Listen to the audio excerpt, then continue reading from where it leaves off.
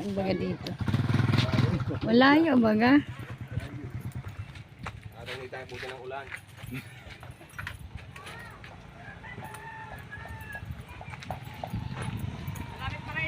Bakit?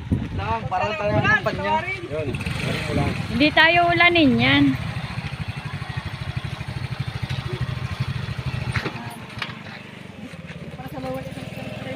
Saan tayo madanday? Diyon.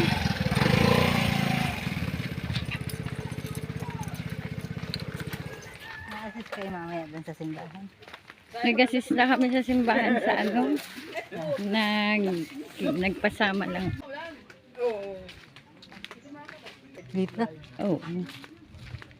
Mga ano lang po kami.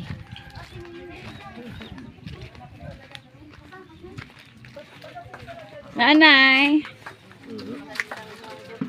Nakikiramay po kami. Mamaya ka na lang. Anong nangyari kay Angelica?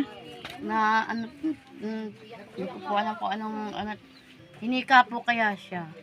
Tapos hindi nyo na po nadala sa ano? Hospital? Galing po akong Muntinlupa kasi po yung pong kapatid ko namatay po. Mga 3 araw po ako doon. Ay nagtatawag na sila sa akin na si Angela daw po ay masama na.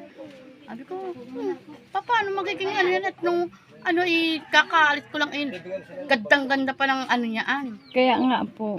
Nung huli natin timbangin. 12. Tapos anuhin ay 12 kilos na bagay na tinimbang natin. Nung ano ko po, sabi ko, yeah.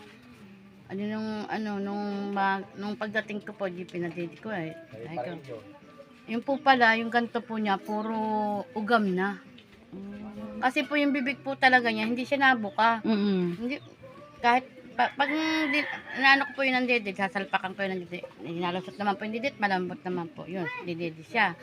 Matako naman po siyang dumidi po baga. At naka-recover na nga eh. Tapos nabigla kami pag sabi ni Dayday yung ugam na talaga niya, kumalat na sa ganito niya.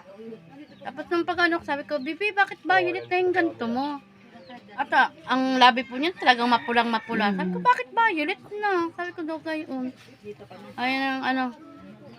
Sabi ko, Bibi, bakit ba? Sabi ko, gano'n. Hindi sinugod yun na po. Hindi po. At gabi na nga po, alas 10 po siya namatay ng gabi.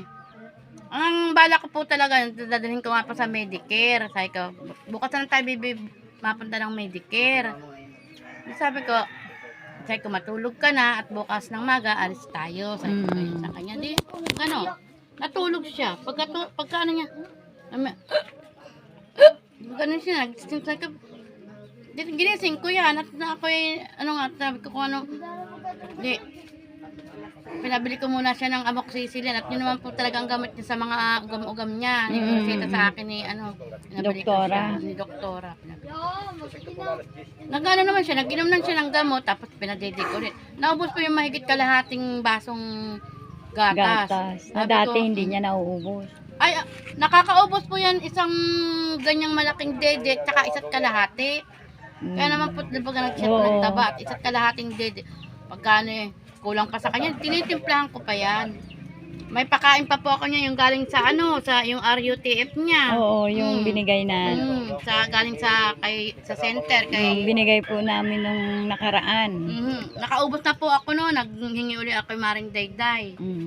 At talaga naman po naka-recover po talaga siya. Ibig ko po yun nga, nahirapan siyang huminga, doon na siya nag-ano. Pwede po namin makita. Para po baga natutulog lang. Yan po. Mamaya pong alauna. Kaya nga po araw-araw, iniiyak ko na lang po yung aking. Hindi ko po